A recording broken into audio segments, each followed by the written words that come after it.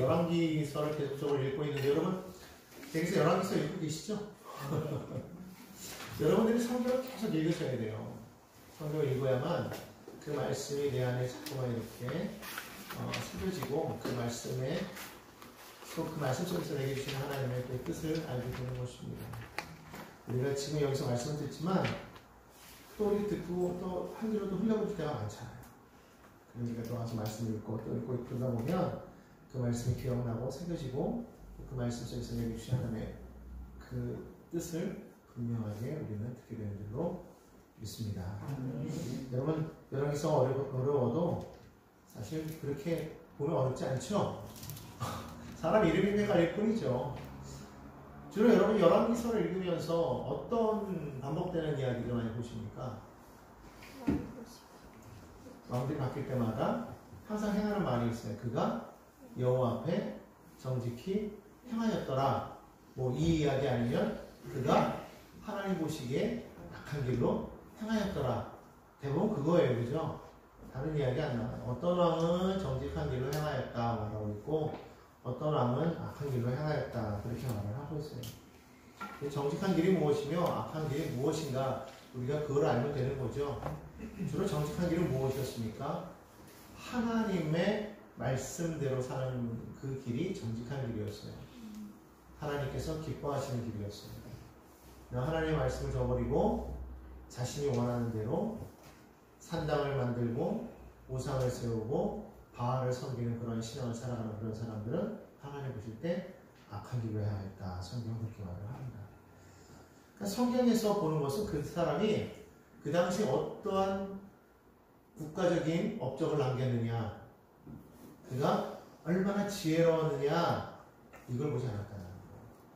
그의 나라가 얼만큼 강했고 얼만큼 많은 일을 했느냐는 별로 하나님께는 중요하지 않아요. 하나님께 중요한 것은 그 사람이 얼마나 나의 말에 순종하였느냐, 나의 말대로 행하였느냐 그거를 보셨다는 것이죠. 사실 우리가 보았던 것처럼 아합 왕 때의 강한 그런 때 아니었습니까? 또 여로보암 2세 얼마나 강력했습니까? 그러나 사실 하나님께서 그들을 칭찬하고 있지 않아요. 오히려 성경에서는 악한 왕으로 그렇게 보고 있습니다. 왜 그렇습니까? 하나님의 말씀 가운데 서지 못했다는 거예요. 하나님의 언약 가운데 있지 못했다는 거예요. 하나님이 그들을 미워하신 게 아니에요. 하나님은 그들을 통해서 끝까지 선지자를 보내셔서 돌아오라 말씀하신 걸 보면 하나님은 그들을 미워하신 게 아니에요. 그들을 징계하려고 하셨던 것이 아니라 그들이 깨닫고 돌아오기를 원하셨다는 거예요. 선지자들을 보내서 계속해서 하는 말씀이 뭐였습니까? 지난번에 우리가 호세아의 이야기를 보았고 또 요엘의 이야기를 보았지만 뭐였어요? 돌아오라 이거였잖아요. 너희는 야훼께로 돌아오라 했습니다. 너희가 이와 같은 죄를 지었어요. 그러나 너희가 회개하고 돌아오면 이사야 선지자의 말대로 너희 죄가 주홍같이 붉을지라도 눈같이 희게 되겠다고 선포했어요. 그렇기 때문에 하나님은 우리를 심판하시는 하나님으로 생각하면 안 됩니다. 하나님은 끝까지 우리를 사랑하시는 하나님이십니다. 그분이 우리를 징계하실 때에는 그것은 완전히 우리를 멸하고자 징계하는 것이 아니라 돌아오기를 원해서 하시는 그런 징계의 채찍인 것을, 사랑의 매인 것을 우리는 기억해야 될 줄로 믿습니다. 성경에서 하나님이 우리를 정말 벌하실 때는 어떻게 하신다고 그랬죠? 내어버려 두신다고 말씀하셨어요. 그냥 그대로 내어버려 두사 이렇게 말씀하고 있습니다. 그들이 마음에 상실한 그대로를 그냥 내어버려 두셨더라. 그냥 그대로 살아라 그냥 말씀하셨다는 거예요. 여러분 이게 얼마나 큰 심판인 것을 깨달아야 돼요. 우리가 살아가는데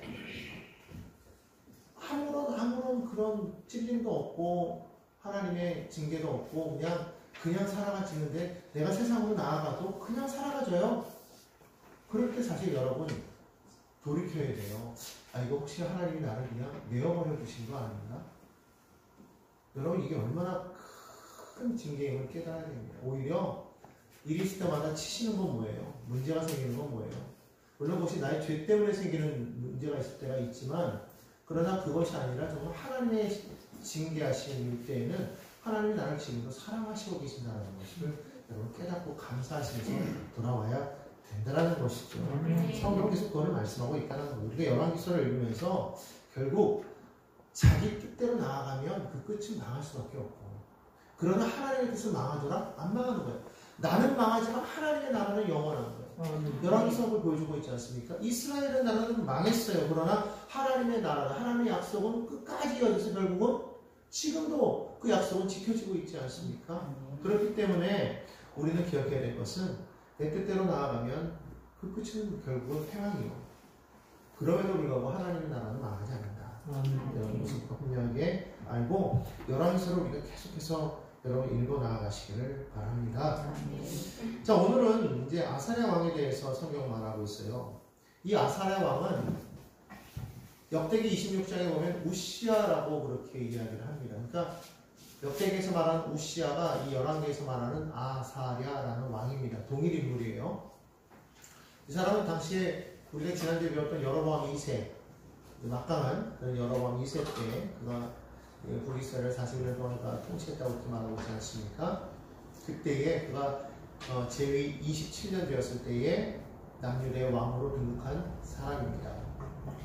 그의 아버지는 아마샤였고요. 아마샤 기억나시죠?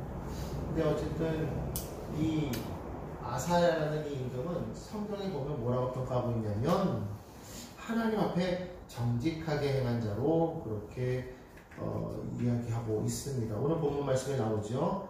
아사랴의 모든 행위대로 야훼 보시기에 정직하게 행하였다라고 말합니다. 역대기 26장에도 보면은 동일한 이야기가 나오고 있어요. 그가 하나님 보시기에 정직하게 행하였더라라고 그렇게 말을 합니다. 그런데 언제까지였느냐? 우리 역대기 26장을 한번 보도록 하겠습니다. 역대기 26장 보니까요, 5절에 그렇게 말을 하고 있어요. 한 번 더 눈으로 여러분 따라오시기 바랍니다. 하나님의 묵시를 밝히 하는 스가랴가 사는 날에 하나님을 찾았고 그가 야훼를 찾을 동안에는 하나님이 형통하게 하셨더라. 성경은 그렇게 말씀을 하고 있습니다. 여러분, 우리가 지난번에 말씀드렸던 것처럼 당시의 국가적인 정세, 다시 말하면 아수르가 쇠퇴기에 접어들면서, 그다음 그 쇠퇴기에 접어들기 직전에 그때에 아람을 쳐서 그 세력을 꺾었다고 이렇게 말씀을 드렸어요. 그래서 당시에 이 북방에 있던 이 나라들이 지금 상당히 아주 긴박한 그 긴장감 속에 서 있던 그런 때였고, 힘이 많이 빠진 그런 상태에서 그때의 북이스라엘과 남유다가 크게 번성할 수가 있었어요. 그래서 여로보암 2세 때 막강한 그런 군사력과 그런 경제력을 회복했다라는 이야기를 지난주에 드렸죠. 남유다도 마찬가지였습니다. 이 아사랴 왕 때에 아주 크게 주변을 확장시켜서 또 아라비아 지역에 있는 그런 아라비아 족속들도 물리쳤고, 또 마온 사람들도 물리쳤다고 성경 말하고 있고, 또는 암몬 족속의 조공을 받았다고 성경은 그렇게 말을 하고 있습니다. 그 당시에 주변에 있는 많은 나라들의 그게 있어서 패권자의 역할을 했다라는 것이죠. 그래서 그때 당시 북이스라엘과 남유다를 합쳤을 때 그 영토가 다윗과 솔로몬 시대에 버금가는 그런 영토를 회복했던 것으로 그렇게 역사가들은 이야기를 하고 있었어요.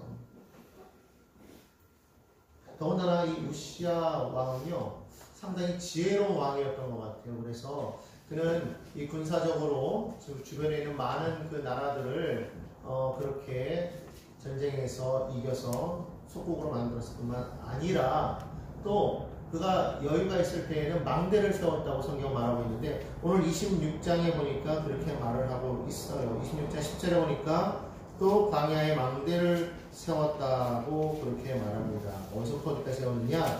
예루살렘 성 모퉁이 문과 골장의 문과 성구비에 망대를 세웠다고 성경은 이렇게 말합니다.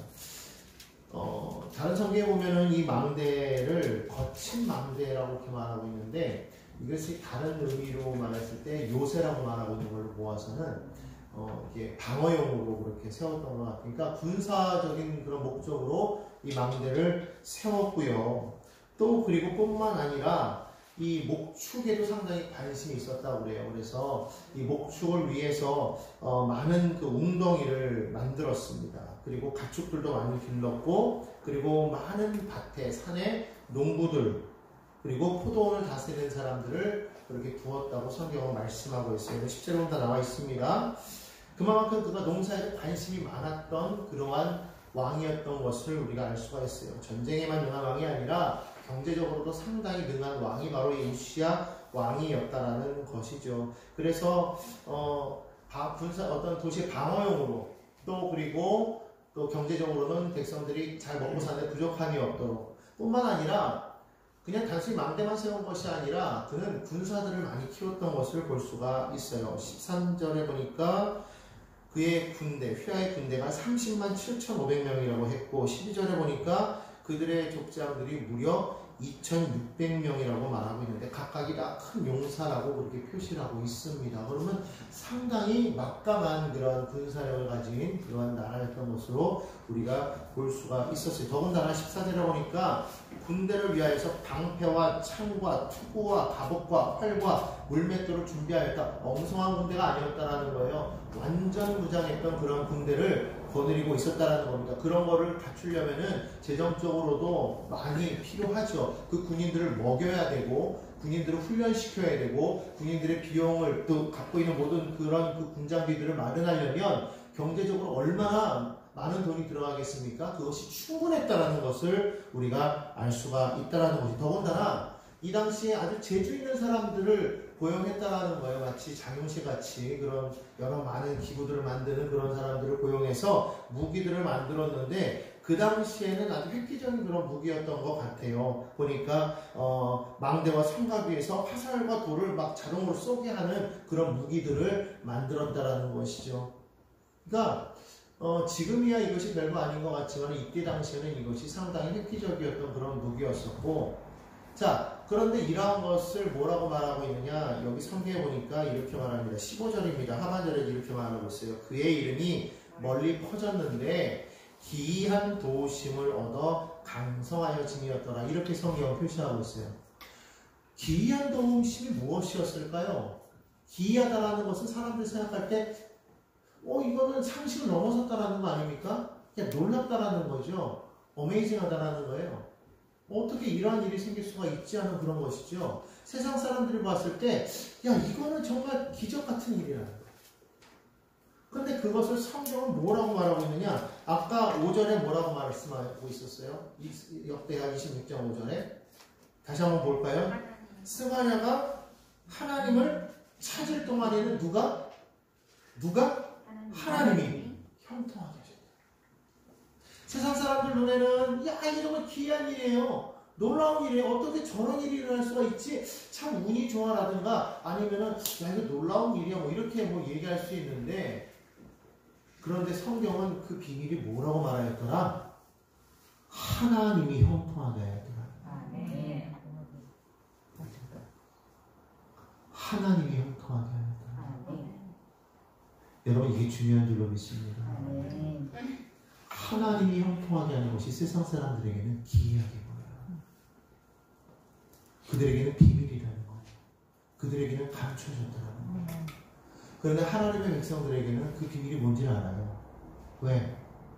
우리에게는 밝히 보여주기 때문에. 뭐예요? 하나님이 나를 도우신다는 거예요. 오늘 이 시간 여러분들이 하나님을 찾을 때 하나님께서 여러분을 도우실 줄로 믿습니다. 하나님을 찾아야 되는 거예요. 누구든지 하나님을 찾을 동안에는 하나님이 형통하게 해주시더라. 내가 어떠한 상황 속에서도 하나님을 먼저 앞서는 게 중요해요. 하나님을 바라는 게 중요합니다. 세상의 삶의 우선순위에 있었을 때에 우리가 시간 관리를 할 때 그런 얘기 많이 하지 않습니까? 중요한 일과 급한 일 중에서 어떤 일을 먼저 하는 게 맞는 것인가? 어떤 거를 먼저 하는 게 맞을까요? 중요한 일이에요? 급한 일이에요? 중요한 일. 급한 일. 안 드신 분들은 그때에 따라서. 사실은 제일 먼저는 시간 관리 잘하는 사람은 중요한 일을 먼저 해야 된다고. 왜냐하면 급한 일을 먼저 하는 사람은 급한 일만 쫓아가다 보면 정작 중요한 일을 놓쳐버리게 된다는 거예요. 아무리 시급한 일이 있어도 중요한 일을 먼저 하라는 거예요. 중요한 일을 먼저 하고, 그러니까 중요하면서 급한 일이 제일 먼저고, 그 다음에는 중요하지만 급하지 않은 일. 그 다음에 세 번째로 해야 될 일은 급하면서 중요하지 않은 일. 마지막으로는 뭐예요? 중요하지도 않고 급하지도 않은 일. 그러다 보면 자연스럽게 그런 일을 자꾸 빼게 돼 있는 거죠. 그러니까 우리가 항상 집중해야 될 일은 뭐냐면 중요한 일이에요. 자, 그러면 하나님의 일과 세상 일에 대해서 무엇이 더 중요할까요? 그냥 우리 인간적인 눈으로 보았을 때는 세상적인 일이 더 중요한 것 같아요. 왜? 우리가 먹고 살아가는 일이기 때문에. 내 현실이 달린 문제이기 때문에. 그러나 실질적으로 보면 우리가 보이지 않는 세계에서 이 모든 세상을 다스리시는 하나님의 그 나라 안에서 이 세상 모든 것은 하나님의 주권 안에 있다는 거. 하나님의 주권 안에 있다는 거. 그렇기 때문에 우리가 세상 일이 아무리 중요해도 하나님의 일보다는 앞설 수가 없으며 세상 일보다도 하나님의 일이 우리가 우선이 되어 나아갈 때 세상의 나머지 모든 일은 하나님이 책임져 주신다는 거. 그걸 우리가 분명하게 믿고 나아가야 될 줄로 믿습니다. 어떨 때는 그럴 때가 있어요. 하나님의 일을 했다가 세상 일을 놓쳤다고 막 한탄할 때가 있어요. 그런데 우리는 분명하게 알아야 해요. 그것을 놓친 게 아닙니다. 오히려 그것을 놓친 게 우리에게 복이 될 수가 있는 거예요. 그것을 우리가 잃었다고, 그것을 놓쳤다고, 그것이 안 됐다고 해가지고 결코 하나님 앞에 우리가 축복을 받지 못했다 그렇게 말할 수 없는 거예요. 우리가 심판을 받았다 말할 수 없는 거예요. 하나님께서 우리가 원하는 그 일로 우리가 나아갔을 때 때로는 우리가 어떤 일을 놓친다고 할지라도 그것이 오히려 우리에게는 더하여서 하나님의 넘치는 복으로 되돌아오게 될 수 있다는 것을 믿으시기를 바랍니다. 그렇기 때문에 여러분 눈에 보이는 것을 성공했다고 해서 우리가 반드시 성공한 것이 아니라 세상 사람들에게 칭찬을 받지 못할지라도 하나님께 칭찬받는 사람이 진짜 승리한 자예요. 세상에서는 조금 부족한 것 같아도 하나님 나라에서 정말 하나님 보실 때 인정하고 하나님 앞에서 부유한 자가 진정한 부유한 자인 것을 믿으시기 바랍니다. 왜냐하면 세상 것은 마치 바닷물 것 같아서 우리가 취하면 취할수록 더 갈증이 나는 거죠. 세상에 많은 사람들에게 물어보십시오. 성공의 척도가 있는지를. 없습니다. 지금보다도 더. 부자들은 얼마큼 부자가 되길 원해요? 지금보다 더.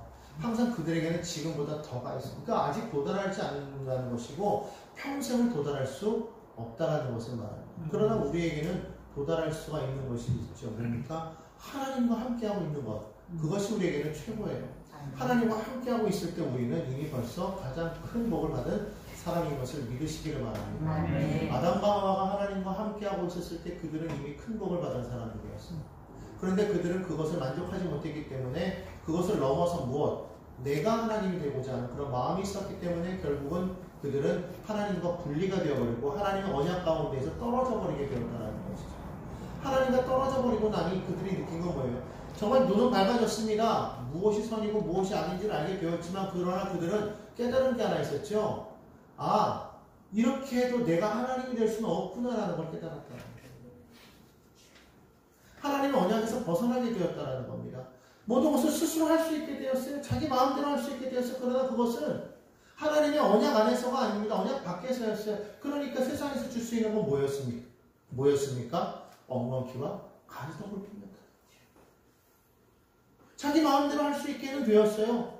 스스로가 하나님이 되었습니다. 그러나 거기에서 무엇이 다가왔습니까? 탐욕이 다가오고 도둑질이 다가오고 살인이 다가왔어요. 형제가 형제를 죽이는 일이 다가왔다. 부부간에 화목해야 될 그 부부간에 이는 내 사랑하는 자여 내 뼈 중에 뼈 살 중에 살려고 외쳤던 그 여인이 이제는 뭐가 되는 겁니까? 하나님이 주신 이 여인 때문에 내가 이 모양 이 꼴이 되었다고 말하게 되는 거예요.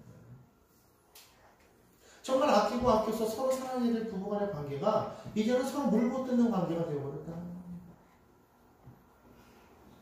형제가 형제가 부모와 자녀가 이런 안타까운 일들이 왜 생겨버렸어요? 결국은 하나님 안에서의 그러한 그 축복을 그들을 박차고 나가는 그 결과로 이와 같은 일이 생겨버리게 되었다는 것이죠. 하나님께서는 다시금 우리를 그 안에 품기 위해서 우리 안에 예수를 보내셨다는 거예요. 예수님을 통해서 예수님이 우리 가운데 오셨다는 거예요. 그는 우리의 삶 그 안으로 들어오셨다는 거예요. 여러분 그분의 그 성육신이 얼마나 존귀한 일인 것을 우리 깨달아야 될 줄로 믿습니다.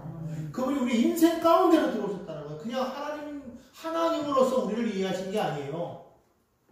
그냥 부유한 자가 가난한 자를 바라보면서 그래 당신 많이 힘들겠군요. 배고프겠군요. 마음이 아파. 이렇게 동정하는 게 아니라 정말 그 자리로 내려왔다라는 겁니다. 그 부유했었던 그 분이 정말 그 넉마 속으로 들어왔다라는 거예요. 그걸 뒤집어 쓰셨다라는 겁니다. 그리고 그 아픔 속에 같이 아파졌다는 거예요. 여러분, 우리가 그 은혜를 우리가 분명히 알고 그분이 우리 안에 들어와서 뭘 하신 겁니까? 마치 물에 빠진 자가 허우적거릴 때 그냥 어떻게 안타까워서 동동거리거나 아니면 손을 내밀어서 그냥 뻗어서 그냥 건지려고 하는 것이 아니라 그냥 물에 뛰어들어서 당신이 물에 빠진 사람 밑으로 아예 들어가서 자기는 숨막혀 죽을지언정 그 빠져가는 사람을 받쳐가지고 위로 들려 올리는 지금 그 일을 주님이 하고 계신다. 아멘. 당신은 죽을지언정 우리를 살려서 우리를 구원하시는 그 모습을 보여주고 계십니다. 여러분, 우리가 그 은혜를 우리가 잊어버리면 안 됩니다. 아멘. 나를 구원하시나. 그렇기 때문에 우리가 날마다 그 하나님의 그 은혜와 그 말씀을 묵상하면서 그 말씀 속에 살아야 되는 거예요. 살아보니 하나님의 은혜였구나. 하나님에게 모든 것을 허락하셨구나. 나로 하여금 그 모든 것이 되게 하셨구나. 우리는 깨달아야 될 줄로 믿습니다. 이 우시야 왕이 하나님의 말씀을 알고 이 스가랴 선지자를 통해서 그 말씀을 계속적으로 들을 때에는요, 정말 지혜롭게 행했고 하나님을 섬겼고 하나님께서 그를 도우셨고 하나님께서 그를 형통하게 하셨어요. 부욕해 하셨습니다. 그의 이름이 심지어 애굽까지도 그의 명성이 떨칠 정도로 그렇게 하나님께서 행하셨다는 거죠. 그런데 스가랴가 죽습니다. 여기 나오는 이 스가랴 선지자는 지난번에 그 말했던 북이스라엘 지난번에 봤던 요아스 왕 때 스가랴가 아닌 스가랴 선지자였죠. 다른 선지자입니다. 그렇다고 해서 성경에 나오는 스가랴 선지자를 말하는 것도 아닙니다. 성경에 나오는 스가랴 선지자는 포로기 이후의 선지자고요. 여기 나오는 이 스가랴 선지자가 죽습니다. 죽고 난 이후에 그가 변했다는 거예요. 성경 뭐라고 말하고 있습니까? 그가 교만해졌다. 이렇게 말합니다. 여기서 말하는 교만이라는 건 뭐냐면 하나님의 자리에 내가 올라서는 게 교만이에요.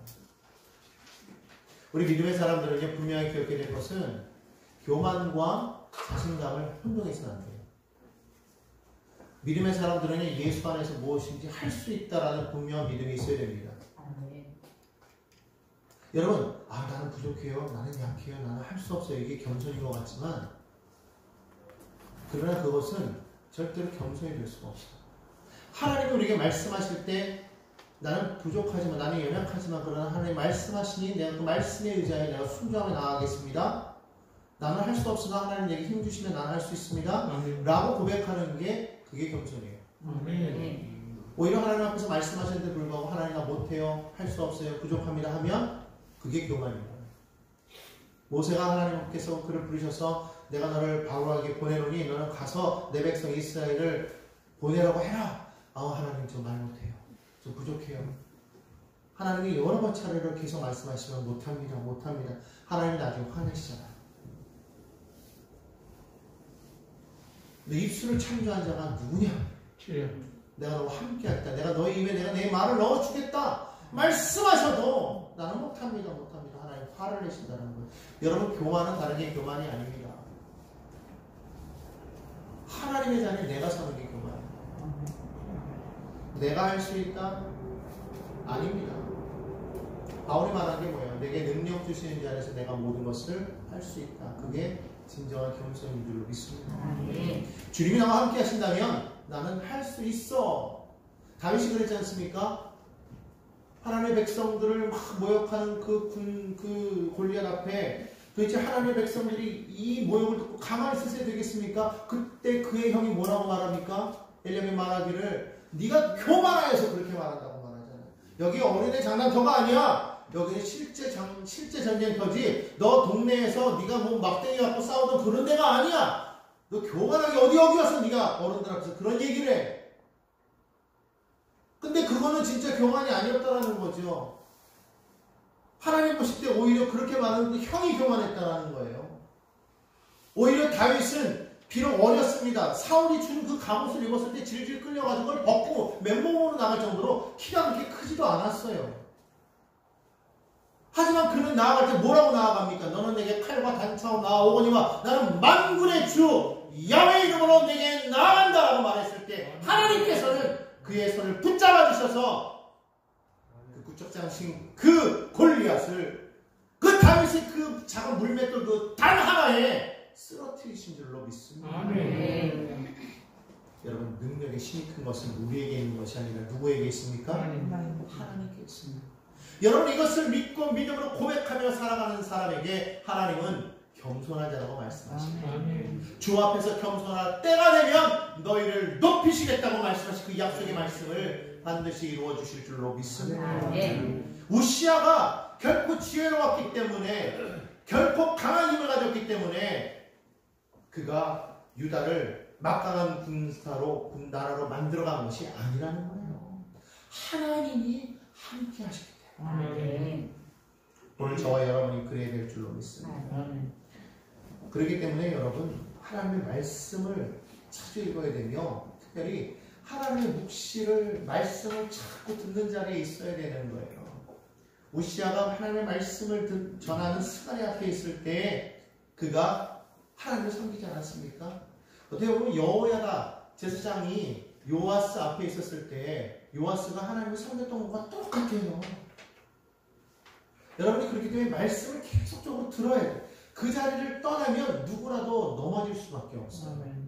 말씀이 있는 곳에 항상 서는 저와 여러분이 되기를 예수님의 이름으로 간절히 부탁을 드립니다. 이 우시아 왕이요, 교만하여져서 무엇을 했다고 성경은 말하고 있냐면요, 제사장이 해야 될 그 역할까지도 탐내서 성전에 들어가서 제사장이 분향해야 될 그 분향단에다가 자신이 직접 분향을 했다라는 겁니다. 역대하 26장 16절 말씀입니다. 함께 한번 보겠습니다. 읽어봅니다.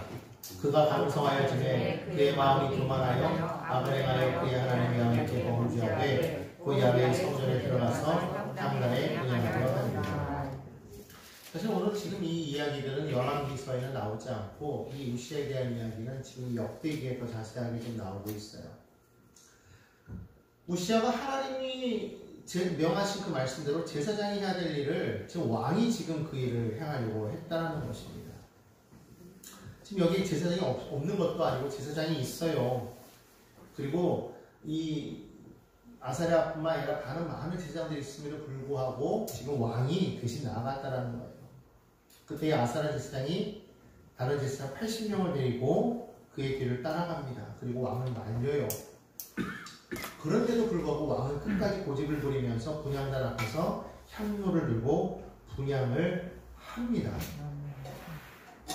자, 이것이 하나님께는 상당한 교만이 되어서 하나님께서는 그 즉시로 어떤 일을 일어나게 하냐면 그가 제사할 그 자리에 있을 때에 갑자기 그 자리에서 이마에 나병이 들었다고 합니다. 나병. 그러니까 이제 그 어떤 학자들은 그래요. 그 성경에서 정말 구체적으로 이 나병으로 요즘 말하는 한센병 아닙니까? 구체적으로 한센병이라고 그렇게 말한 것은 이때 당시 이 사람이 처음이라는 거예요. 그러니까 당시 유대인에게도 이런 비슷한 병이 있었지만은 그러나 그때 당시에 그 병은 완전한 그런 어떤 문둥병이라기보다는 피부가 벗겨지는 그런 병이었다라고들 얘기를 해요. 그러니까 역사학적으로 봤을 때 이런 한센병이 완전히 나타나기 시작한 것은 헬라 시대부터다라고 그렇게 이야기들을 합니다. 어쨌든 성경에서 지금 정말 이 사람이 한센병으로서 지금 이 사람이 병에 걸렸다라고 말한 사람이 이때가 처음이었다라고 그렇게 말하는 학자들이 있어요. 어쨌든 그런 걸로 보았을 때에는 정말 심각한 그런 병에 걸렸다라는 것이죠. 온몸이 썩어 들어가는 그런 병인데 어디서부터 시작됐더라? 이마에서부터 시작됐다라는 거예요. 왜 하필이면 이마였을까요? 그것도 제사하는 그 자리에서. 아마도 하나님께서는 그가 왕으로서 그와 같이 자기 마음대로 하는 것을 보고서 더 이상 왕이 되지 못하게 하려고 그렇게 하셨던 것이 아닌가. 왜냐하면 왕이 되려면 머리에 뭐 써야 됩니까? 왕관 써야 되잖아요. 근데 이마가 헐어버렸을 때 쓸 수 있어요, 없어요? 못 쓰는 거예요. 그냥 추측일 뿐입니다. 어쨌든 간에 그래서 이마에 그 한센병이 나게 되고 결국에는 이 한센병이 생기면, 그러니까 다시 문둥병이 생기면 제사장이 딱 보았을 때 그가 나았다 판단하지 않으면 아니하면 쫓겨나게 돼 있었잖아요. 23장에 14장에 보면 이 한센병 걸린 사람은 쫓아내야 했단 말이죠. 결국 그것으로 인해서 그는 왕위에서 어쩔 수 없이 물러나게 됩니다. 이 우시야 왕, 이 아사랴 왕이요, 사실 상당히 오랫동안 이 나라를 다스렸거든요. 그런데 마지막에 이르러가지고 문둥병으로 쫓겨나게 되었다라는 거예요. 근데 그것이 누가 행하셨더라? 하나님이 그렇게 하게 하셨다. 그러니까 문둥병에 걸려서 쫓겨나게 되니까 어떻게 되냐면은 왕의 묘실에 들어갈 수 있어요, 없어요? 못 들어가는 거예요. 그러니까 완전히 격리시켜가지고 그렇게 문둥병으로 살다가 최후를 맞이하고 왕의 묘실에도 들어가지 못하고 다른 곳에 묻혀버리게 되었다는 것이죠. 오늘 26장 3절을 보니까 말합니다. 우시야가 그의 조상들과 함께 누움에 그는 나병 환자라 하여 왕들의 묘실에 접한 땅 곧 그의 조상들의 곁에 장사하니라. 왕들의 묘실에 들어간 게 아니라 거기에 접한 땅에 그냥 장례되었더라. 처음에는 너무나도 흥했던 왕 아닙니까? 시작이 너무나도 좋았던 왕 아니에요? 근데 끝은 어떻게 됐습니까? 비참하게 되었더라. 하나님께서 그를 강성하게 하였는데 강성하면 어떻게 되었더라? 교만해졌더라. 다윗도 그가 강성해졌을 때 어떤 일이 생깁니까? 그만 교만해져서 다 나가서 전쟁하고 있을 때 그 혼자 왕궁에서 늦게까지 잠자다가 일어나가지고 밤에 거닐다가 그만 밤에 목욕하는 여인을 바라보고 그 여인을 범함으로 인해서 큰 죄악을 저지르고 그리고 그의 남편을 전쟁터에 내몰아서 죽음에 이르기까지 하는 그런 일을 저지르지 않았어요? 우리가 언제 가장 조심해야 되느냐? 잘 될 때예요. 모든 것이 형통할 때 우리는 항상 조심해야 될 줄로 믿습니다. 안 되고 힘들고 어려울 때는 우리는 기도했어요. 지난달 이 나라가 정말 어렵고 힘들 때에는요, 많은 사람들이 밤을 새서 기도했습니다. 그럴 수밖에 없었던 게 그때 당시에는 통행금지가 있어가지고 한번 교회에 오면 예배 끝나고 돌아갈 수가 없으니까 어쩔 수 없이 그냥 밤새서 기도할 수밖에 없었지만 아무튼 그때는 정말 밤새서 기도했어요. 새벽에 모여서 엄청나게 기도했습니다. 눈물을 내가면서 기도했습니다. 기도를 한번 시작하면은 종소리를 아무리 울려도 지금 종소리 지금 좀 내려놔서 그렇지 예전에는 시작과 끝이 날 때 막 종을 치지 않았어요? 얼마나 갈급했던지 얼마나 갈급했던지 종을 쳐도 소리가 안 들려요. 눈물을 흘려서 기도하면서 아버지 그거 끝이려고 찬양을 계속 기도하고 지금은 분위기 타느라고 찬양 중에 기도하고 막 그러지만 그때는 막 그냥 찬양 끝이게 하려고 막 찬양하면서 앞에서 찬양을 막 인도하고 그러다가도 목사님이 지쳐가지고 다시 기도하고 왜냐면 그때는 절박했어요. 갈급했거든요. 기도하지 않으면 안 되는 거예요. 말씀 듣지 않으면 안 되는 거예요. 어떻게 하든지 말씀 읽고 무슨 말씀이 어려워도 그 말씀 들으려고 읽으려고 저하는 어떤 분은 집사님은 처음에 정말 가난하셔가지고 그냥 다른 일 할 게 없어 남의 집에 파출 보러 나가시던 그런 분이셨는데 이분이 초등학교도 못 나와가지고 우리말을 읽을지도 모르는 분이었어요. 그러다 예수 믿고 나가지고 얼마나 말씀 읽고 하나님 앞에 기도하면서 하나님 제가 말씀 읽고 싶어 세상에 하나님께서 그의 눈을 열어주셔가지고 이분이 배우지도 않았는데 말씀을 읽게 된 거예요. 초등학교도 나오지 못하고 글도 못 읽는 분이 세상에 성경은요 잘 읽기 시작하는 그런 기적이 막 나타나는 거예요. 오늘 그런 갈급함이 사라져버렸습니다. 왜? 이제는 잘 살거든요. 이제는 더 이상 먹고 사는 데는 문제가 없다고 생각하거든요.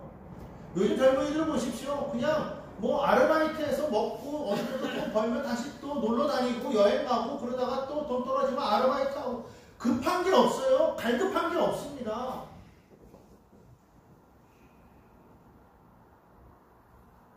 이제 너무 잘 사니까 이제 놀러 다니는데 급해요. 하나님 앞에 나오는 것보다는 놀러 가는 데도 급합니다. 하나님 앞에 정말 충성하는 것보다는 섬기고 하나님 앞에 일을 시간을 쏟는 것보다는 세상 일에 쏟는 게 더 중요한 때가 되어버린다. 정말 우리는 다시금 하나님 앞에 회개하고 돌아와야 될 줄로 믿습니다. 왜 우리가 강하게 되는지, 어떻게 하다가 우리가 이렇게 큰 은혜를 받아서 오늘날 정말 전 세계적으로 정말 그런 한류 문화가 막 휩쓸고 우리나라 사람들이 이게 대접받는 그런 때가 되었는가? 불과 20-30년 전만 해도 우리는 세계에서 알아주지 못하는 그런 백성이었습니다. 나가서 어디서 왔습니까? 대한민국에서 왔습니다. 그럼 도대체 대한민국이라는 나라는 어디에 있습니까? 라고 아무리 설명해줘도 사람들이 몰랐어요. 오죽했으면 옛날에 선교사들이 일본에 가려다가 그냥 어떻게 하다가 우리나라에 멈췄는데 여기 이런 나라가 있구나 해서 멈춰서 그냥 우리나라를 선교하기 시작했다는 얘기가 있잖아요. 우리나라를 대상으로 처음부터 온 것이 아니라 중국으로 일본으로 가려다가 어떻게 하다 걸려서 이 나라가 있구나라는 걸 알게 된 거예요. 그랬던 나라가 대한민국입니다. 언제부터 우리나라가 이렇게 잘 살게 되었습니까? 그런데 이제 그렇게 잘 살게 되니까 이제는 사람들이 하나님을 떠난다는 거예요.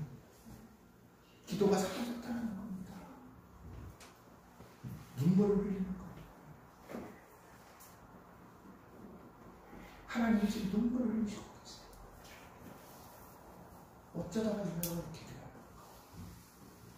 우리는 가끔 그런 이야기를 합니다. 하나님께서 우리에게 주신 그 사명의 촛대를 이제는 옮기실지도 모르니 그 촛대를 옮기지 않기 위해서 기도해 줍니다. 여러분, 촛대가 중요한 게 아닙니다. 사명이 중요한 게 아니에요. 하나님이 우리를 지금 얼마나 사랑하고 계시는데 여러분 무슨 하나님의 사랑만 옮겨다닙니까? 그렇지 않습니다. 하나님은 지금도 우리를 사랑하고 계십니다. 그 사랑하는 하나님의 백성들이 하나님의 자리에 서서 하나님을 예배하고 하나님의 복음을 전하며 하나님의 말씀대로 살아가기를 간절히 원하는 거. 왜? 하나님께서 예비하신 그 축복 안에, 그 은혜 안에, 그 복의 자리 안에 들어오기를 바라시기 때문에 하나님과 함께하는 것이 얼마나 큰 복임을 깨닫도록 하기 위해서 하나님께서 우리에게 그와 같은 일을 행하고 계신다는 것을 분명하게 믿어야 될 줄로 믿습니다. 여러분, 하나님을 믿으셨습니까? 하나님을 믿었을 때 그 신앙을 여러분 기억하시기 바랍니다. 그때 그 뜨거웠던 그 열정을 여러분 다시 회복하시기를 바랍니다. 하나님, 정말 하나님을 위해서 내가 정말 나의 일생을 헌신하겠습니다 고백했던 그 약속을 여러분 기억하시기를 바랍니다. 여러분, 이 우시아처럼 시작은 좋았으나 끝은 망하는 그러한 인생 되지 않기를 간절히 축원합니다. 처음 신앙을 가졌을 때도 중요하지만 우리가 이 땅을 사는 동안에 우리가 가졌던 그 신앙을 얼마나 변함없이 잘 지키는지, 정말 더 나아가서 에베소서 4장에 나오는 그 말씀처럼 정말 하나님을 아는 일과 그리스도를 믿는 일에 우리가 더욱더 장성한 분량으로 자라나갈 수 있는 그런 우리가 되어야 될 줄로 믿습니다. 그런 모두가 되시기를 주 예수님의 이름으로 간절히 축원합니다. 정말 그렇게 우리 변화되어서 오늘날 이 땅을 정말 하나님의 나라로 변화시키는 우리 모두가 되기를 간곡히 부탁을 드립니다.